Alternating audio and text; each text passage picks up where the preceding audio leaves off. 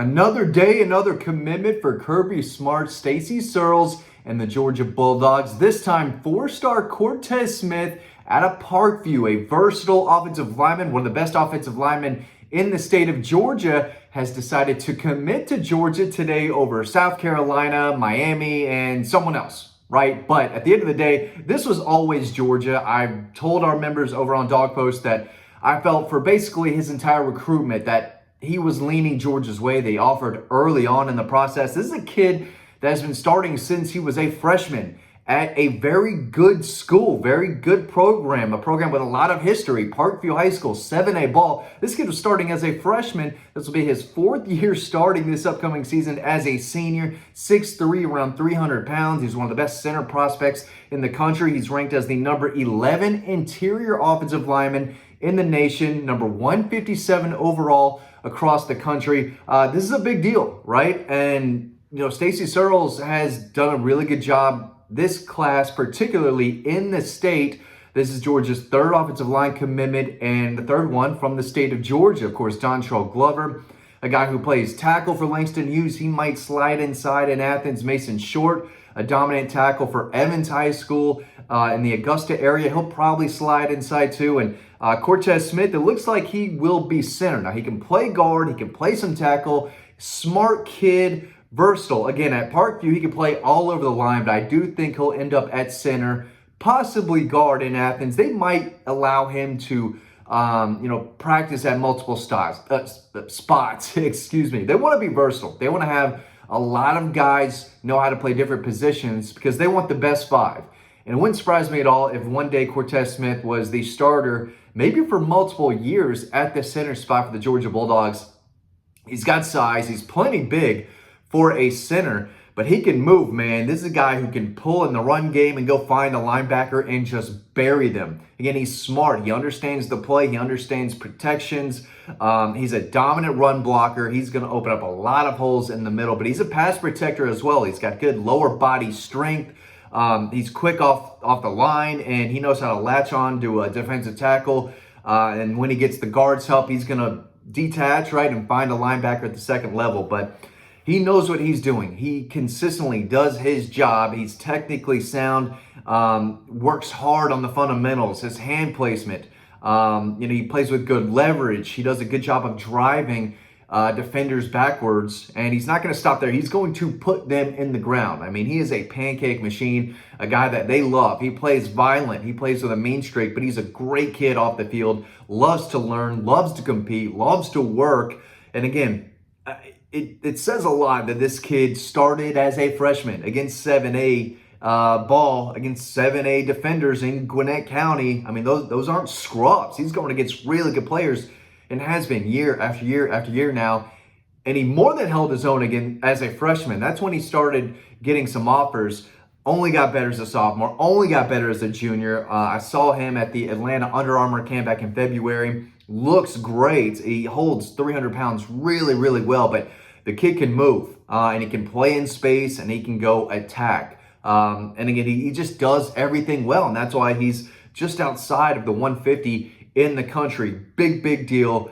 And he gives Georgia another four-star quality in-state lineman with his best football still ahead of him. I'm going to break down that and much more, where Georgia is going to go from here moving forward. Got a lot to talk about still, but first, collegebronze.com. Again, if you haven't got your Bulldog, now's the time to do it. Promo code DAWGPOST, DAWGPOST. That's where you can get the discount. It's the only discount you're going to find for the #1 best looking Bulldog statue on the market today. If you get it now, you'll have it for the football season, okay? It takes, more than a day or two to make these bad boys, okay? They got the real metal here. It's painted. It looks beautiful. You will not regret it. Might be the smartest thing you ever do. Get yours today so you have it by the time Georgia plays Clemson at the end of August. And again, all the information is in the description below in this video. So, Georgia's got 3 on board.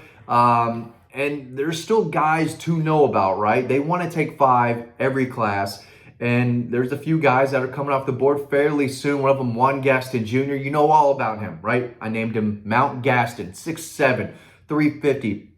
His dad was a phenomenal basketball player at Georgia Tech. tremendous athlete. He plays basketball too for Westlake. He's got quick feet. I've seen him multiple times. I've seen him against Carrollton. I forgot who else I saw him play against, but play after play after play, he is burying guys into the ground. He's massive. He can move. He's one of my favorite players in this class. I think this will come down to Georgia and Tennessee. He's not a big fan of everyone just penciling him into Georgia's class. I'm not saying it's a slam dunk to Georgia, but I think Georgia has been in a good spot for him for a while. That's what I've always reported.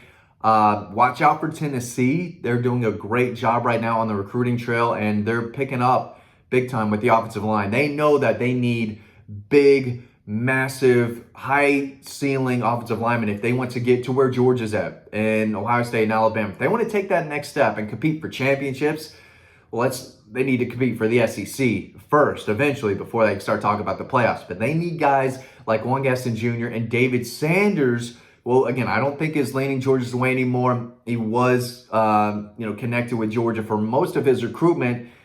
But then over the summer, definitely in June, as the month progressed, started hearing more Ohio State, Tennessee. I still think it's going to be Ohio State for David Sanders Jr.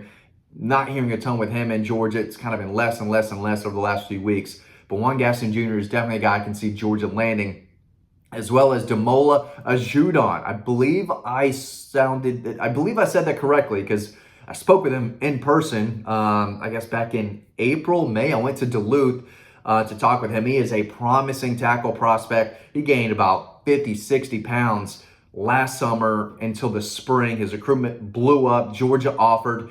He is all potential, high ceiling kid who works hard, and he knows that when he started growing and putting on more muscle and knew that he can overpower guys, and all he had to do was kind of work on the fundamentals, the technique, and work hard on his craft, that he knew that football was going to be his potential. It's going to take care of him and his family. He knows that. He's only been playing football for a few years now, but the length is crazy. I mean, dude, he's got like Stretch Armstrong arms. They just keep going and going. 6'5", 6'6", around 285, 290. I don't think he's hit that 300 mark yet, but he will when he gets to Athens. He is a tackle to know out of Duluth. Georgia is his biggest offer. He was in for an official visit, I believe, mid-June, late June, one of them. I think it was late June, and then he went early a week or two. It doesn't matter. He was in June for an official visit. I like where Georgia sits with him. He doesn't have a commitment date set just yet, but it wouldn't surprise me if it were in the next several weeks. But he's definitely a guy to keep an eye on. So if they want, Stacey Searles can just get Georgia kids in this class. And again, they want to sign 5, and that's a lot. But they're in a good position. They took 6 in the last cycle, so 4 wouldn't be out of the question. But I do think you want offensive linemen, right? And I do think they are going to stick with the 5. Juan Gaston Jr., Damola Ajudon, 2 in-state guys to keep an eye on to go along with now Cortez Smith, guard center type, Mason Short, a guard. I believe Dontrell Glover is going to be a guard. Juan Gaston Jr., probably a guard as well long term, although he dominates at tackle at Westlake. He's another guy who I believe started as a freshman, sophomore, junior. They're going after guys who have been playing a while now. Dontrell Glover started at tackle for one of the best offenses in Georgia high school football history, Langston Hughes, 2 years ago. So these are experienced guys who are getting better and better and better. And I'm not going to say that these guys are going to play early, start early. That's so tough to do at Georgia because they've had guys recently, stay around, right? Xavier Truss came back. Tate Radlich came back. And you're finally seeing guys like Dylan Fairchild and Micah Morris earn a starting job when they were part of the 2021 class, right? Jared Wilson, stayed around. He knew that his time was coming, just had to sit behind Cedric Van Pran. But now it is his turn. The left tackle, I'm blowing it. Ernest Green. Sorry, Ernest Green. Ernest Green's a dog now, and he is going to be a junior at left tackle. Probably, going to be a high draft pick. If he has a monster year, he could slide into the first round. So, and they've got guys behind them who are looking to see the field, right? And, they don't want to be on the bench forever. So it's going to be tough for these freshmen that they are recruiting in this 25 class to see the field. Although the guys that I just mentioned who are starting now, they'll be gone. But again, they just signed 6 guys in the 24 class, and they're all really good and have the potential to start. So it's a good position to be in. If you're Stacy Searles, Kirby Smart, and the Dogs, you don't have to throw freshmen in there.